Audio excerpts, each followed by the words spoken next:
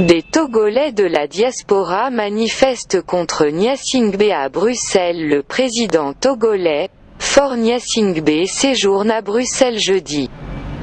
Occasion choisie par des Togolais de la diaspora européenne pour manifester contre sa réélection à la tête du Togo à l'issue de la présidentielle de février 2020. Les manifestants ont été rejoints par Monseigneur Philippe Fanoko Kapodzro. Les manifestants, acquis à la cause d'Agbeyom Kodjo, se sont rassemblés jeudi matin devant le siège de l'Union européenne. Parmi eux, a été aperçu un certain Monseigneur Philippe Fanoko Kapodzro. L'archevêque émérite de Lomé a été réinstallé il y a quelques jours par le Haut-Commissariat des Nations Unies pour les réfugiés, HCR, à Stockholm. C'est de là qu'il a rejoint le mouvement anti-Faure. À l'issue d'une séance de travail avec des responsables de l'Union européenne, le prélat s'est exprimé devant la foule présente. Nous avons rencontré l'UE. Le constat est clair que ceux qui avaient reconnu la victoire d'Agbeyom Kodjo sont en train de faire volte-face et nous disent à nous, la DMK, de tourner la page. D'oublier ces élections et d'aller vers des élections régionales. Et là, nous avons été clairs, l'UE, Centre des droits de l'homme et de la démocratie, ne doivent pas cautionner la parodie d'élections.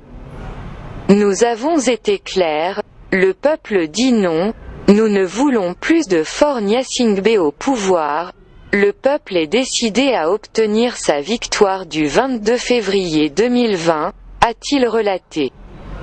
Les manifestations demandent au président togolais de restituer le pouvoir à Agbeyom Kodjo. Ceux-ci estiment que l'ancien Premier ministre est le vainqueur de l'élection présidentielle de février 2020. Une nation pilote libre, les résultats officiels du scrutin ont donné Faure Gnassingbé gagnant avec plus de 70% des voix, loin devant Agbeyom Kodjo crédité d'un peu plus de 19% des voix. Des résultats contestés par Agbeyom Kodjo et la dynamique Monseigneur Kapodzro, DMK, regroupement politique fondé à l'initiative de l'archevêque émérite de Lomé.